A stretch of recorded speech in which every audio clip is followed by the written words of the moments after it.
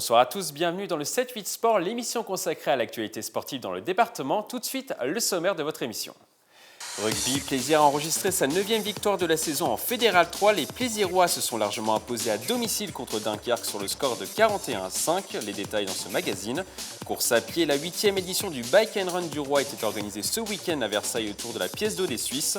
Plus de 1000 personnes ont fait le déplacement pour participer à la compétition. Reportage à suivre.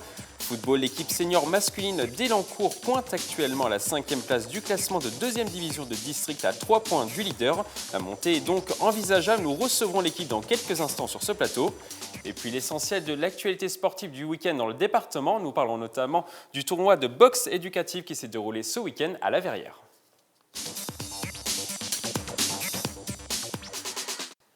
Les semaines se suivent et se ressemblent pour le Plaisir Rugby Club. Les Yvelinois ont enregistré leur 9e victoire de la saison en Fédéral 3. Les Plaisirois se sont largement imposés à domicile contre Dunkerque sur le score de 41-5. Les images sont signées à Florian Parfait.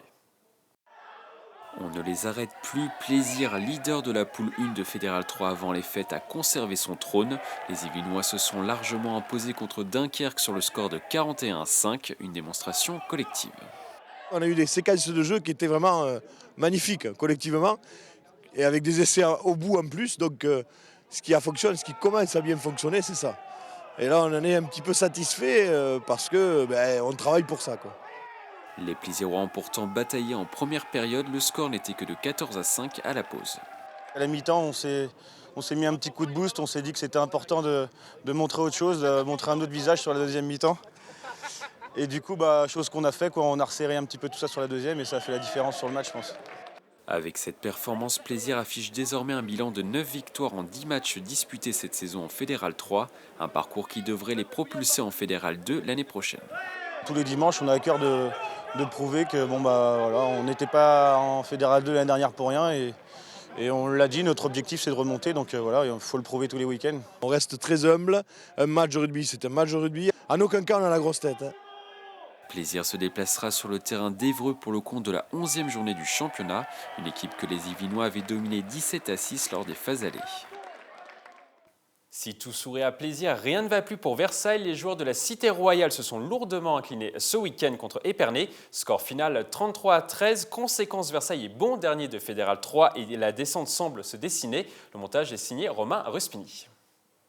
Le rugby club de Versailles s'enfonce dans la crise. Après 10 journées, les joueurs de la Cité Royale pointent à la dernière place après la claque reçue ce dimanche 17 janvier contre Épernay. Le score 33-10.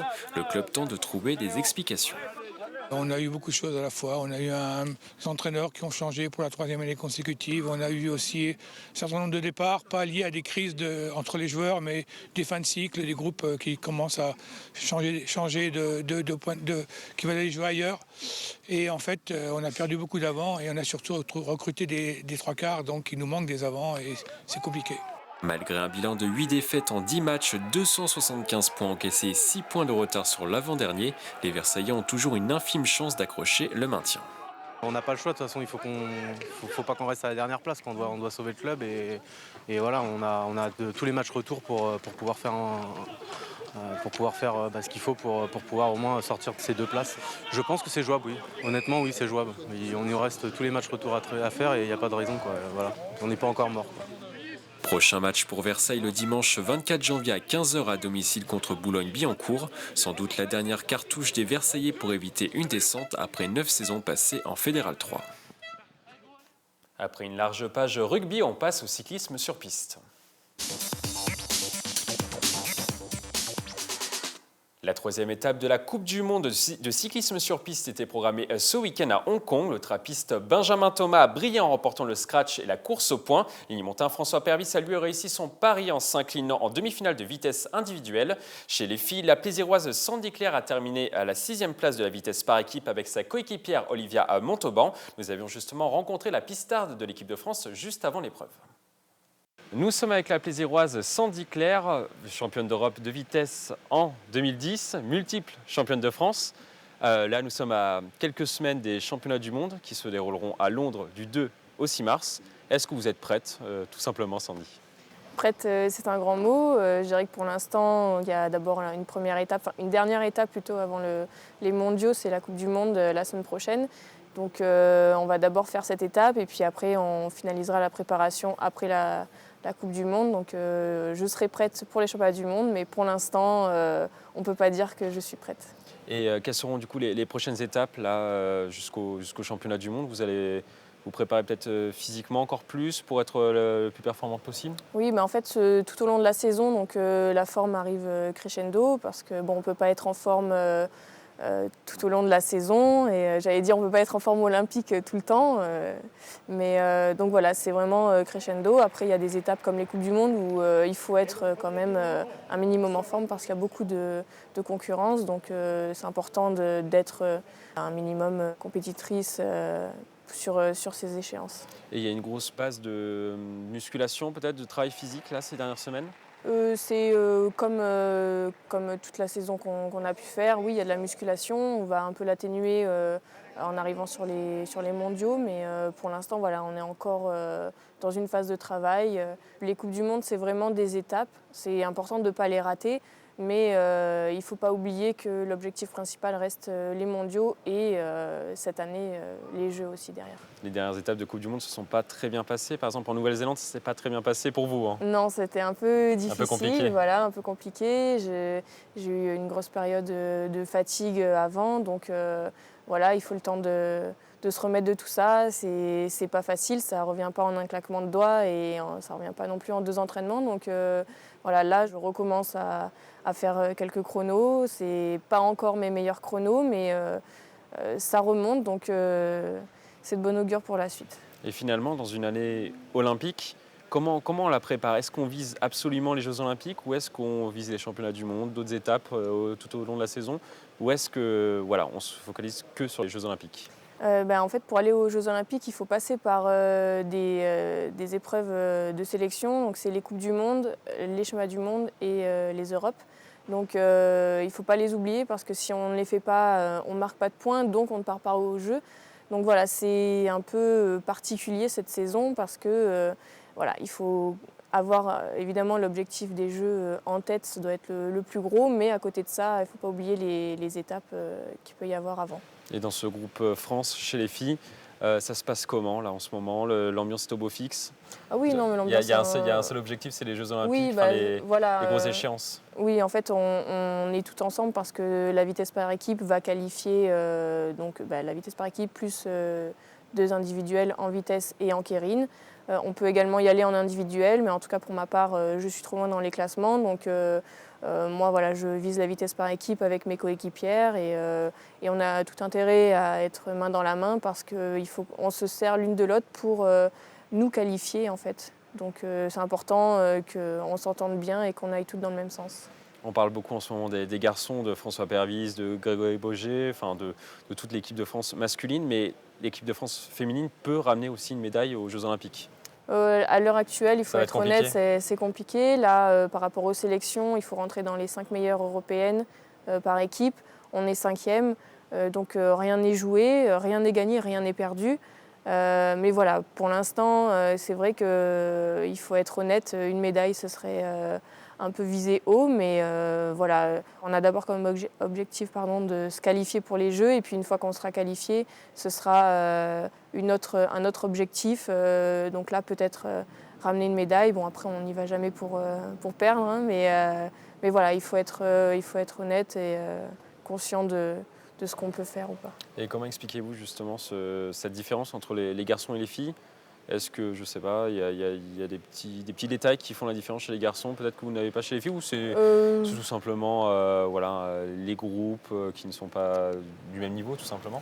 Ouais, non, il n'y a pas d'explication. On donne toutes et tous le meilleur de nous-mêmes. Après, les garçons, c'est vrai qu'ils sont au niveau international, ils sont mieux classés que nous, les filles. Ils sont plus forts certainement que nous. Enfin, je parle dans le ranking, évidemment, parce que physiquement, forcément, ils sont plus forts. Mais voilà, non, pas forcément d'explication. On a le même entraîneur, donc on s'entraîne comme eux. Donc voilà, c'est... Peut-être un manque de chance aussi sur certaines le sport périodes. n'est pas trop de chance, c'est pas forcément de la chance, mais après, moi j'ai eu une grosse période de fatigue, donc ça n'a pas aidé l'équipe à rester bien placée dans le classement. Donc voilà, mais bon, c'est comme ça, on est toujours en course pour cette qualification et on ne va rien lâcher parce que ce n'est pas le moment de lâcher si près du but. Et pour vous, quelle serait l'année idéale? On est en 2016, du coup, quel serait votre plus grand rêve en 2016? Moi, ce serait déjà vraiment de retrouver mon niveau. Si je reste honnête avec moi-même, ce serait de retrouver mon niveau et puis de partir au jeu et faire une perf au jeu. Une perf, c'est-à-dire? C'est-à-dire battre mon record. Enfin, je dirais mon record sur le tour, personnellement, et puis après le record de l'équipe parce que voilà, pour moi, c'est la vitesse par équipe. Et si je bats mon record sur le premier tour, ça veut dire que derrière, je la lance beaucoup plus vite, donc elle peut venir beaucoup plus vite. Donc on peut faire un chrono que l'équipe de France n'a jamais fait. En tout cas, on vous le souhaite. Merci beaucoup, Sandy Claire. Merci.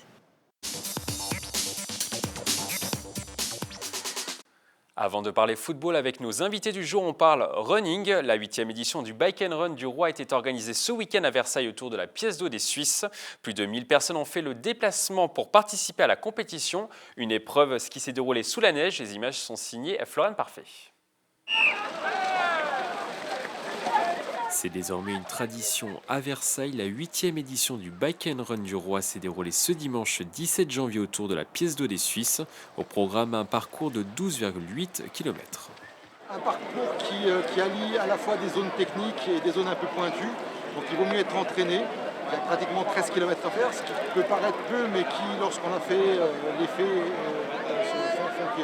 c'est assez éprouvant. Des zones techniques avec des singles dans les bois qui demandent effectivement de la technicité à la fois en vélo et en course à pied. Et puis des parties très très roulantes qui permettent aux gens de se regrouper et de récupérer un petit peu. Cette année, la neige s'est invitée pendant le rendez-vous sportif rendant les conditions de course plus extrêmes. On est en hiver, donc un peu de froid, un peu de neige, beaucoup de boue. Donc pas des conditions très très faciles, mais en tout cas ce sont des conditions qui sont souvent recherchées par les concurrents parce que ça permet de s'amuser un petit peu. Ça nous a refroidi, mais c'est sympa, il n'y avait pas encore une neige jusque-là, donc on s'en souviendra. Dans l'épreuve masculine, Fabien Combalusi a remporté pour la 5e fois en 6 ans la course du Roi. Le sportif licencié à Versailles est monté sur la plus haute marche du podium avec son coéquipier Krylan Lebihan avec un temps de 43 minutes et 24 secondes. J'avais surtout aujourd'hui un équipier au top de sa forme qui a fait la différence. Je lui avais demandé avant l'épreuve de courir 2 fois plus que moi et franchement je crois qu'il l'a fait. Donc on s'est lancé le défi, on s'est à peu près préparé et puis on y allait, on savait pas trop, on espérait pouvoir jouer devant mais on savait pas trop les places. Mais ouais là c'est super ce qui se passe, c'est une super course. Au total, la compétition a réuni plus de 1000 coureurs. Au regard du succès rencontré, une 9e édition devrait être programmée en 2017.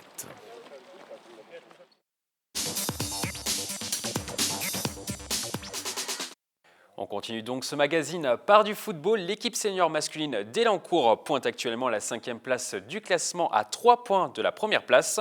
Pour nous parler de la situation du club, nous recevons sur ce plateau le président Philippe Libotte, l'éducateur de l'équipe senior Daniel De Oliveira, Salim Ikablin et le capitaine Amadi Diouf. Bonsoir à tous les 4. Bonsoir. Bonsoir, merci de passer sur ce plateau. Alors tout d'abord, nous allons parler de ce match, de ce week-end contre Manille-les-Hameaux. Un match que vous avez perdu 1-0, un match que vous avez dominé, mais que vous n'avez pas gagné. Exact. Nous sommes tombés sur une belle équipe de Manille-les-Hameaux avec un super gardien. D'ailleurs, je tenais à lui rendre hommage. Et on n'a pas su marquer les buts. Et au final, on s'est pris un but, on va dire, d'inattention et on finit par perdre 1-0. Et c'est vraiment une contre-performance, vraiment, cette défaite? C'est un coup d'arrêt? Non, c'est pas un coup d'arrêt, voilà, c'est quelque chose qui arrive, hein. C'est comme ça, on n'a pas su tuer le match, comme on dit.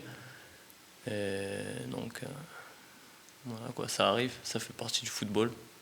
C'est des points qui sont importants pour la suite peut-être du championnat, Philippe Libotte? Oui, c'est des points qui sont importants, mais voilà, le principal c'est surtout de gagner à la maison. Après, il peut y avoir des accidents à l'extérieur. C'est engranger le maximum de points quand on est à la maison, et puis voilà, des accidents ça arrive, et puis c'est pas de problème, quoi. Ça peut arriver. Et c'est plus un accident ou c'est peut-être un manque de préparation par rapport au match, je ne sais pas, par rapport au fait qu'il y a eu la trêve et pendant plusieurs semaines? Je ne dirais pas que c'est un accident ni un manque de préparation, c'est nous, c'est un manque de lucidité, c'est un manque de réalisme dans ce match. Et une défaite comme ça, d'entrée de jeu après la trêve, ça peut casser la dynamique d'un groupe qui était quand même plutôt bien parti en championnat? Non, je pense pas.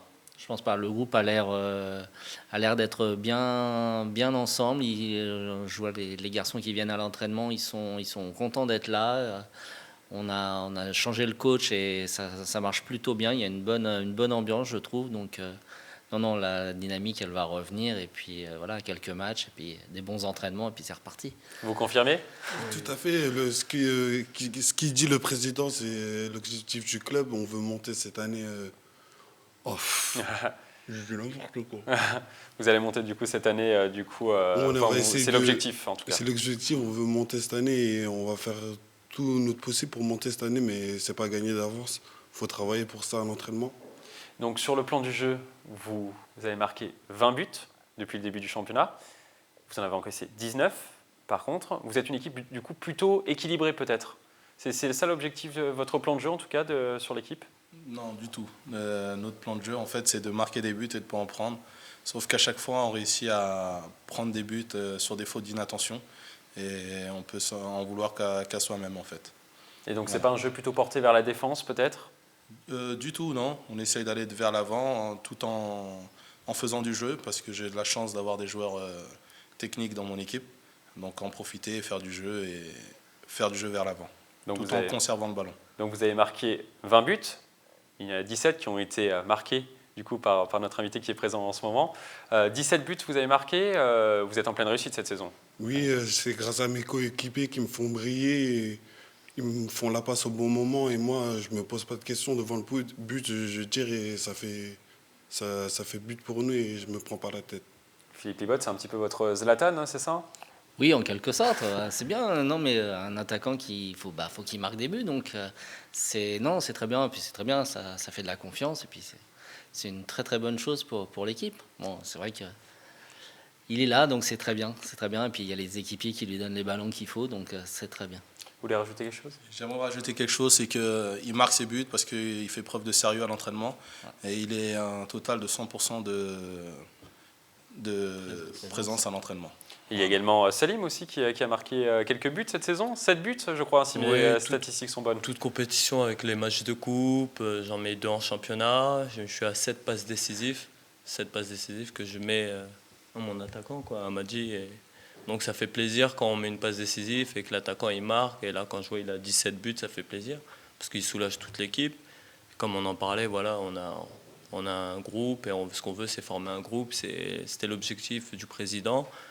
Et du coach, c'est d'avoir un groupe soudé. Voilà, on a un groupe jeune et c'est le principal, c'est l'objectif principal, c'est de souder un groupe et d'avoir une bonne image du club. Du coup, l'équipe n'est pas trop tournée peut-être vers Amadi, peut-être, vu que c'est votre avant-centre. Est-ce que l'équipe ne joue pas trop pour lui? Non, c'est une équipe qui a un bon collectif. Et après, on a la chance d'avoir un finisseur comme Amadi qui marque ses buts et qui nous sauve et qui nous a sauvés plusieurs fois à plusieurs matchs. Voilà, mais sinon, l'équipe en elle-même, tout le monde est concerné. Et c'est ce qui fait la force. Et du coup, le groupe vit bien. Vous le disiez tout à l'heure, Salim, le groupe vit bien. Le groupe vit bien. Donc voilà, c'est ce qui fait la force du coup de cette équipe. C'est ce qui fait la force de cette équipe. C'est ce qu'on travaille aussi à l'entraînement. C'est ce que notre coach fait en sorte de mettre en place. Le président aussi qui nous soutient, qui est toujours là, qui est là présent aux entraînements aussi.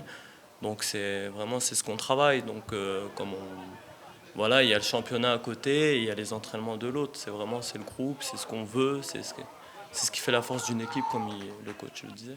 Et ce groupe, il doit progresser encore dans quel domaine? C'est un groupe assez jeune. Je crois que Salim est le plus âgé d'ailleurs du groupe. Je crois que vous avez 26 ans, c'est ça? Voilà, j'ai 26 ans et vous êtes le doyen de l'équipe? Pas le doyen, voilà, je suis le capitaine. Donc je suis le plus âgé, j'ai 26 ans, donc je suis là, j'essaie de parler avec les jeunes qui montent de U19. Et donc voilà, après, ça fait toujours du bien d'apporter la petite touche d'expérience que j'ai pu avoir avec d'autres clubs. Donc voilà. Et est-ce que c'est pas peut-être un petit défaut quand même, ce manque d'expérience? Au final, Salim a 26 ans. Le reste du groupe a forcément moins. Par exemple, vous avez 22 ans, c'est ça, si je ne me trompe pas, 24 ans. 24 ans. Est-ce que justement ce manque d'expérience ne va pas pêcher peut-être en fin de saison quand il faudra engranger les points importants? Ce manque d'expérience, on le voit déjà au jour d'aujourd'hui. On aurait pu moi, être premier déjà depuis longtemps. On a trop pêché justement sur ce manque d'expérience et ce qui nous a fait perdre beaucoup de points. Et vous croyez encore à la montée? On y croit encore, mais après, premier, c'est ça, pendant on a été pendant premier 7 pendant les journées. Tout à fait. Et vous avez chuté petit à petit. On a chuté, oui. Et vous êtes qu'à 3 points. Tout à fait. Donc tout est encore possible. Maintenant, c'est aux joueurs de se prendre en main, c'est-à-dire dans leur mentalité, grandir dessus. Et je pense que si on y arrive, si on arrive justement à récupérer tous ces défauts, eh ben on pourra aller très loin. Vous y croyez, vous, les joueurs? Salim, vous y croyez, la montée? Elle est pour cette année, hein, la montée. Oui, elle est pour cette année. Donc voilà, maintenant, on va jouer tous les matchs à fond, quoi. On sait qu'il faut tout jouer à fond. Le championnat, comme vous l'avez vu, il est serré. Donc on peut tous faire une erreur. Si nous, on l'a bien fait ce week-end, les autres équipes peuvent le faire aussi. Amady, voilà. Quelles seront les équipes concurrentes pour cette montée, cette course à la montée? Il y aura le premier qui est Rambouillet. Je dirais Voisin aussi, on a perdu contre eux. Et en dernier, je redoute un petit peu Guyancourt parce qu'ils ont des bons joueurs et voilà, c'est tout. Après, il y a nous. Salim, vous voulez rajouter, moi, je pense que c'est toutes les équipes. Toutes les équipes veulent nous battre, sachant qu'au match aller, on a battu tout le monde. Donc toutes les équipes, elles nous attendent. Vous êtes attendus au tournant. On est attendus au tournant et le coach, c'est la première chose qu'il nous a dit. Et c'est la première chose qu'il nous a dit dimanche déjà, qu'il y a une équipe à qui voilà, on a gagné 3-0 au match aller. Au match retour, on savait que ça n'allait pas être facile. Et donc, malgré qu'on méritait peut-être la victoire, on ne l'a pas obtenue. Donc ça peut être comme ça même le dimanche d'après. C'est à nous de... Dernière question pour vous, Philippe Libotte. Est-ce que la montée serait un bonus ou c'est une priorité? Non, c'est un bonus. Si les joueurs sont en mesure d'aller la chercher, il n'y a aucun problème. C'est bien au contraire, justement. Mais ce n'est pas l'objectif. L'objectif, c'est d'avoir un groupe avec une bonne mentalité, un bon comportement, un groupe solidaire, en intégrant les jeunes, les U19. Si au bout, il y a une montée, ce sera avec plaisir. Et je pense que le club en deuxième division, enfin l'équipe senior n'est pas à sa place en deuxième division. Donc oui, moi je leur souhaite de monter s'ils peuvent le faire. Donc du bonus, c'est du bonus. Oui. Merci à tous les cas d'être passés sur ce plateau. C'était un plaisir de vous recevoir pour cette émission. Bon courage pour la suite de la saison. On passe maintenant aux autres résultats du week-end.